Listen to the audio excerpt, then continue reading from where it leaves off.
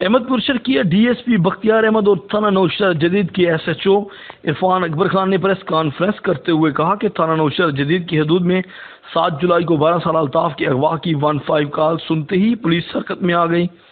اور D S P Bakhtiar Ahmed نے فوری ایف آئی آر درج کرنے کے احکامات جاری کر دیے۔ S H O Irfan Akbar Khan کو ٹاسک دیا کہ جلد سے جلد ملزمان کو گرفتار کر کے بچہ بازیاب کرایا جائے۔ S H O sub inspector Mansoor کے ہمراہ 72 گھنٹے کے اندر پولیس تفتیش مکمل کر لی۔ جب تفتیش 3 دن مکمل ہوئی تو تمام حقائق سامنے آ گئے۔ عرفان اکبر خان نے میڈیا کو بیان دیتے ہوئے کہا کہ اغوا کار بچے کا باپ نکلا محمد اجمل مادل نامی شخص نے اپنے بچے کی جھوٹی اغوا کی اطلاع پر مخالفین کے خلاف 363 دفعہ کرتے ہوئے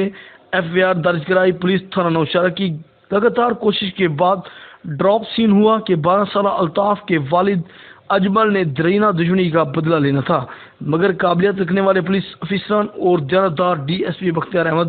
سرکل احمد پور شرقیہ میں تعینات اصل گناہ گار اس کے والد محمد اجمل کو گرفتار کر لیا۔ پولیس نے مقدمہ نمبر 318/20 درج کر لیا جو 12 سالہ بچے کے والد کی مدعیت میں درج ہوا، مگر اب خود اس مقدمے میں 12 سالہ بچے کے والد